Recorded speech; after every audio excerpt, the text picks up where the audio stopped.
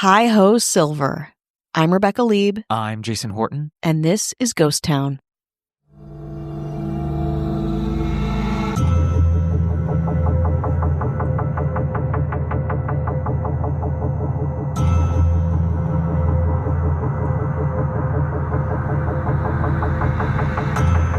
In the 1960s, Southern California was home to one of the more unusually themed dining experiences, and one of the most short-lived rode into town in 1969, the Lone Ranger family fast food restaurant.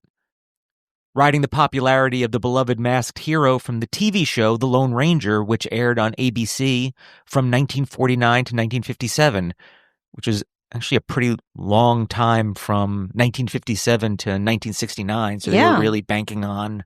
They really went for it. I mean, They were like, it's been 12 years since the show has been on. Iconic as it is. yeah, listen, we know it's in the zeitgeist now, we think, we hope. How about this? Fast food. You love the Lone Ranger, you'll love a hamburger. How do these two meet? You'll find out. The eatery promised an experience that blended quick service with a Western flair. It was designed to attract families by offering not just burgers and fries, but a chance to immerse themselves in the world of the Lone Ranger, complete with rustic decor, cowboy motifs, and a wholesome law and order image. So probably kids Yeah. and adults, there's probably a little bit of a generational gap in between who liked this, since it wasn't on the heels of the show. It was Mhm. take a show. It's like, might be a little bit different, but let's just say the TV show The Office Mhm.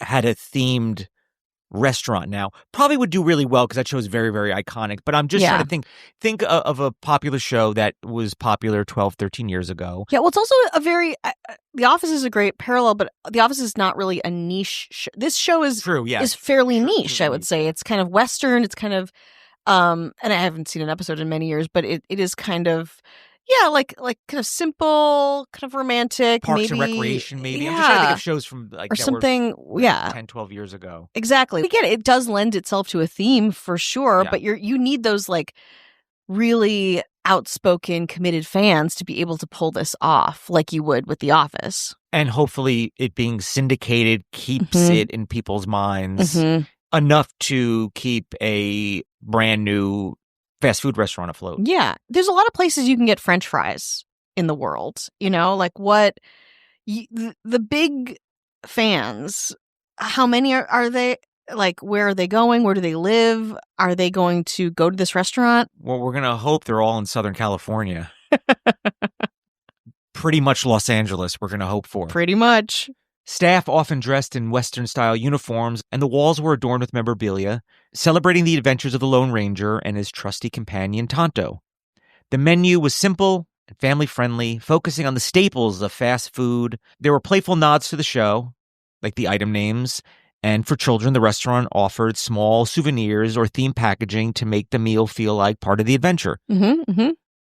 It's all pretty common. I mean, I think the novelty comes first. Sure. And the food comes second, but that's pretty standard. Yeah, I mean, I think about Ed DeBevick's. We've talked about the Model Cafe, even Planet Hollywood, these things where it's like they're bringing people in with this IP and hoping that people enjoy themselves enough where they will go back there again, and not just for like a one-time thing or to see some memorabilia on the walls or have this specific experience. Everyone wants their delicious IP, you know? Everyone needs it.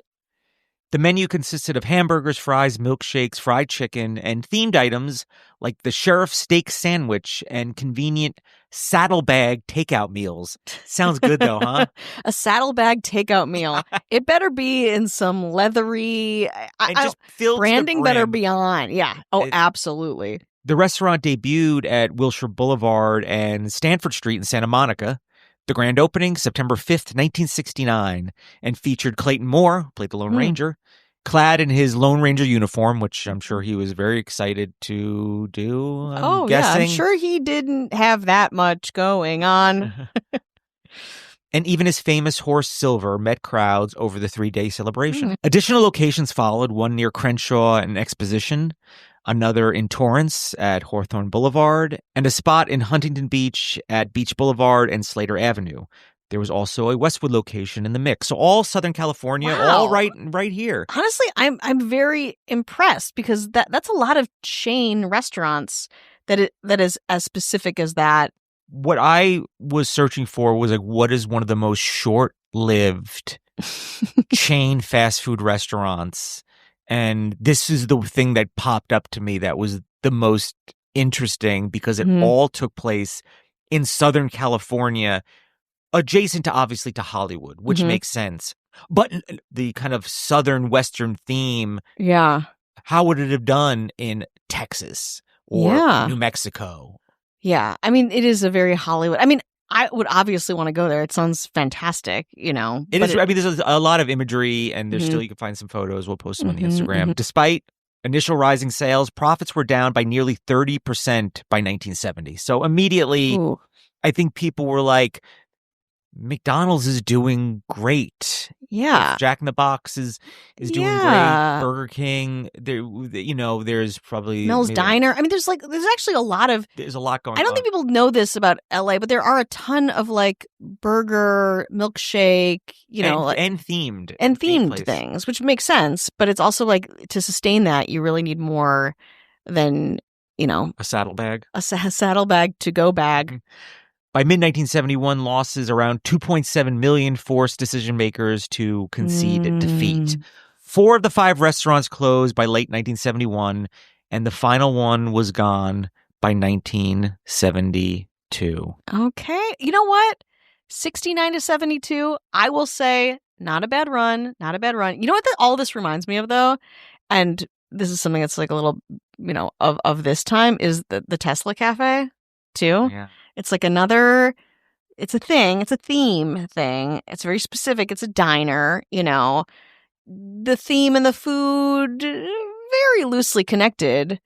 How long will it last? Hopefully not long.